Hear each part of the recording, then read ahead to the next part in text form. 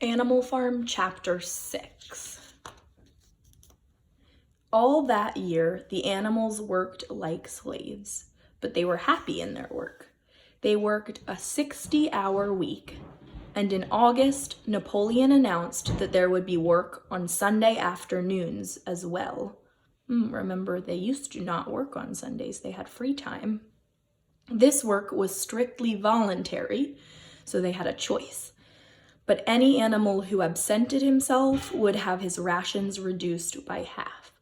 Okay, so Napoleon said they did not have to work on Sunday, but if they did not work on Sunday, they would not get as much food. Even so, it was found necessary to leave certain tasks undone. They could not do everything that they needed to. The harvest was a little less successful than in the previous year, and the plowing had not been completed early enough. It was possible to foresee that the coming winter would be a hard one. Okay, they are starting to have some trouble on the farm. The windmill presented unexpected difficulties. There was plenty of sand and cement had been found in one of the outhouses, so that all the materials for building were at hand. But how to break up the stones into pieces of suitable size? How can they break these big rocks? Only after weeks of vain effort did the right idea occur to somebody, namely to utilize the force of gravity. Huge boulders were dragged to the top of the quarry and toppled over the edge to shatter the pieces. So they pulled the rocks to the top of a hill and dropped them so they would break. Nothing could have been achieved without Boxer. He is very strong and a very hard worker. By late summer, a sufficient store of stone had accumulated. Nevertheless, as the summer wore on, various unforeseen shortages began to make themselves felt. There was need of paraffin oil, nails, the machinery for the windmill. Napoleon announced a new policy. Animal Farm would engage in trade with the neighboring farms, not of course for any commercial purpose, with a solicitor as intermediary. The animals felt a vague uneasiness and watched his coming and going with a kind of dread. Okay, so a person now will come to the farm to buy and trade with the animals. He will give them the things they need, and they will give him some of their plants and their hay. This is so that they can get the special things that people make that they need on the farm.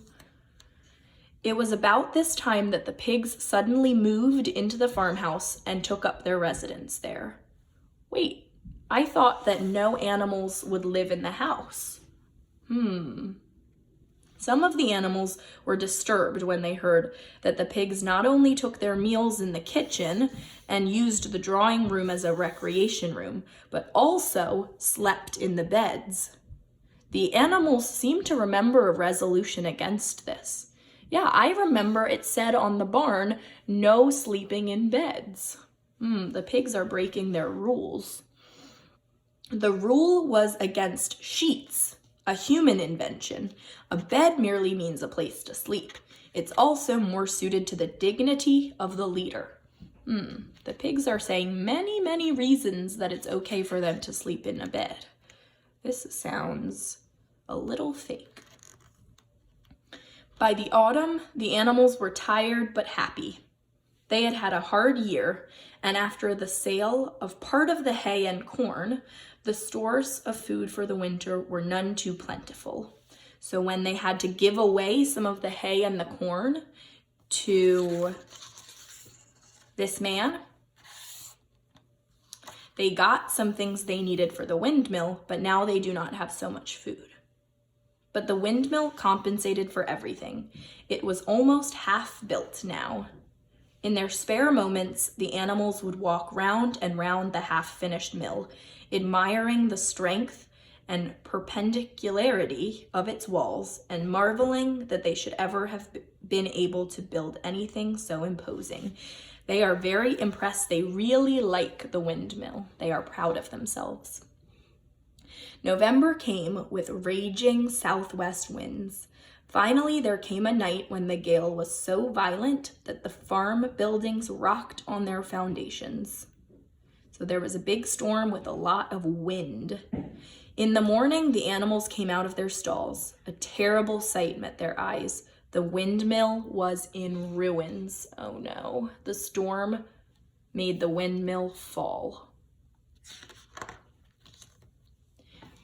Comrades, do you know who is responsible for this? Napoleon is saying. Do you know the enemy who has come in the night and overthrown our windmill? Snowball. This traitor has crept here under cover of night and destroyed our work of nearly a year in sheer malignity to avenge himself. So Napoleon is telling the animals that it was Snowball who came and broke the windmill. But I thought it was just the wind. Here and now, I pronounce the death sentence upon Snowball. 1/2 bushel of apples to any animal who brings him to justice. A full bushel to anyone who captures him alive. So now Napoleon is saying the animals should find and kill Snowball.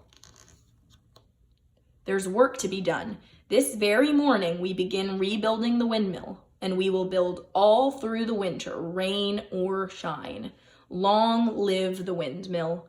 Long live Animal Farm. The end.